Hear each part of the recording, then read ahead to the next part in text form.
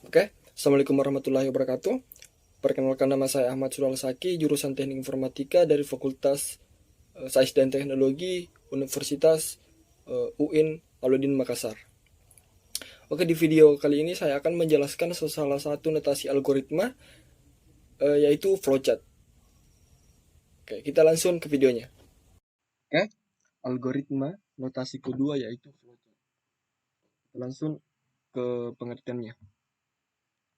Jadi pengertian flowchart itu adalah cara menuliskan instruksi-instruksi yang harus dilaksanakan dalam bentuk simbol diagram alir.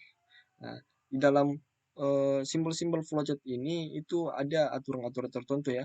Jadi kita tidak boleh itu menentukan simbol-simbol mau kita gitu. Kita tidak boleh eh, menentukan simbol itu secara sembarangan ya. Jadi simbol ada aturan-aturan tertentunya. Oke, kayak ini beberapa contoh notasi algoritma gitu. Simbol notasi algoritma, flowchart.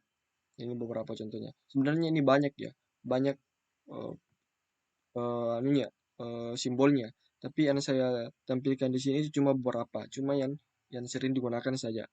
Gitu. Sebenarnya banyak, banyak, banyak. Terus kita ke pertama, terminator. Nah, jadi simbol yang berbentuk seperti ini itu namanya terminator atau terminal dalam bahasa Indonesia. Nah, jadi fungsinya ini digunakan untuk menunjukkan awal dan akhir dari program.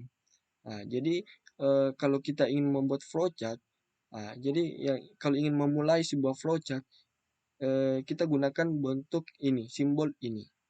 Nah, terus kalau kita ingin mengakhiri sebuah flowchart, ini juga menggunakan simbol ini. Terus kedua, persiapan atau eh, preparation.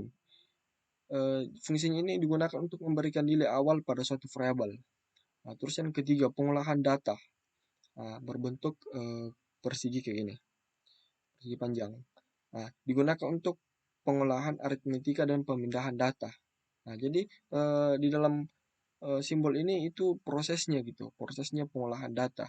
Nah, ini contohnya dalam menghitung satu 2 3 gitu. Bagaimana cara menghitung satu 2 3? Jadi di sini kita memunculkan gitu cara menghitungnya gitu, prosesnya. Gitu. Terus yang keempat itu keputusan kondisi percabangan. Jadi fungsinya itu digunakan untuk mewakili proses perbandingan logika. Nah, terus yang kelima itu input output. Nah, berbentuk seperti ini input output. Nah, jadi fungsinya itu digunakan untuk menyatakan proses input baca dan output tulis. Nah, terus yang keenam itu garis. Fungsinya itu digunakan untuk menyatakan urutan pelaksanaan atau alur proses. Atau bisa dikatakan ini dengan arrow bahasa Inggrisnya. Jadi di dalam simbol ini itu urutan apa ya, untuk urutan pelaksanaan gitu, atau bisa digunakan untuk penyambungan dari simbol ke simbol gitu. Terus ada catatannya. Jadi dalam perencanaan flowchart itu sebenarnya tidak ada rumus atau patokan yang bersifat mutlak ya atau pasti. Hal ini didasari oleh flowchart bagan alir, sebuah gambaran dan hasil pemikiran dalam menganalisa suatu permasalahan dalam komputer. Oke. Kita langsung ke contohnya saja. Contoh flowchart. Nah, jadi di sini saya ini membuat salah satu contoh flowchart yaitu program hitung persegi panjang. Nah, jadi di sini saya juga memunculkan notasi-notasi algoritmanya, simbol-simbolnya supaya kita mudah menjelaskannya. Nah, kita ke contoh flowchartnya. Di sini mulai, kata mulai. Saya sudah jelaskan tadi bahwa kalau kita ingin memulai flowchart itu dengan terminator, mulai. Terus yang kedua, masukkan panjang dan masukkan lebar. Kedua sama ketiga, masukkan panjang dan masukkan ke lebar. Masukkan lebar. Jadi kita masukkan nilai panjangnya, kita masukkan nilai lebarnya. Contohnya kita masukkan nilai panjangnya itu 5, kita masukkan nilai lebarnya itu 6. Nah, jadi kalau ingin menginput atau mengoutput data, kita menggunakan terminator ini. Nah, seperti ini, input dan output.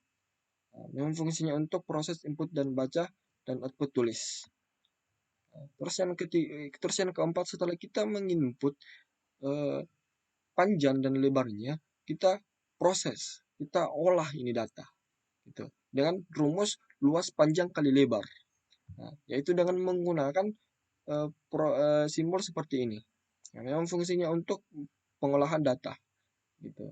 Nah, karena kita kan luas panjang kali lebar gitu. Tadi berapa tadi? Di sini 5, di sini 6 gitu. Jadi di sini contohnya ini 5 kali 6 gitu. Di panjang kali lebar. Nah, ini kan setelah eh, akan ada hasilnya gitu. Ada hasilnya. Nah, jadi setelah ada hasilnya itu kita input lagi gitu. Input lagi hasilnya di sini tampilkan luas persegi panjang. Nah, di sini kan contohnya itu 5 kali 6, berarti di sini hasilnya 30 gitu. Nah, jadi simbolnya itu seperti ini. Kan kita kan hasilnya itu menginput seperti di sini. Jadi simbolnya itu adalah input dan output gitu. Nah, setelah kita mendapatkan hasilnya kan selesai flowchart, sudah tidak ada. Kita sudah menghasilkan eh, apa? Kita sudah menghasilkan itu luas persegi panjangnya itu 30 contohnya yang saya jelaskan tadi. Nah, jadi tidak ada lagi yang dilanjutkan. Jadi untuk menyelesaikan eh, sebuah flowchart itu adalah menggunakan terminator juga, menggunakan terminator lagi. Gitu. Mengakhiri eh, sebuah flowchart. Jadi seperti itu salah contoh flowchart sederhana itu menghitung luas persegi panjang. Nah, di dalam sebuah flowchart juga itu ada tips menggunakan flowchart gitu. Nah, yang pertama itu pilih bahasa Indonesia dan Inggris. Nah, jadi dalam sebuah flowchart itu tidak boleh bercampur ya. Tidak boleh bahasa Indonesia, tidak boleh bahasa Inggris, tidak boleh bahasa Jerman, tidak boleh bahasa Arab. Gitu. Soalnya bisa bahasa Arab, bisa apa. Tapi tidak boleh bercampur gitu. Kalau mau bahasa Indonesia, kalau mau bahasa Inggris ya bahasa Inggris, kalau mau bahasa Jerman ya bahasa Jerman, kalau mau Rusia bahasa Rusia, jadi tidak boleh.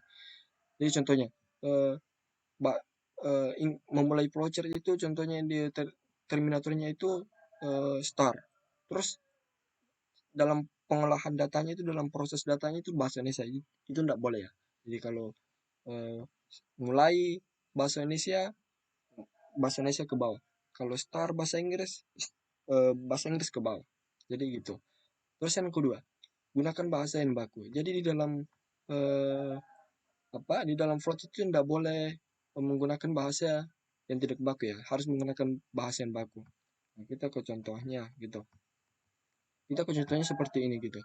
Contohnya di sini saya memasukkan di sini kita masukin panjang lebarnya. Kan masukin berarti itu tidak baku. Jadi harus baku gitu, masukkan panjang gitu. Jadi harus menggunakan kata yang baku.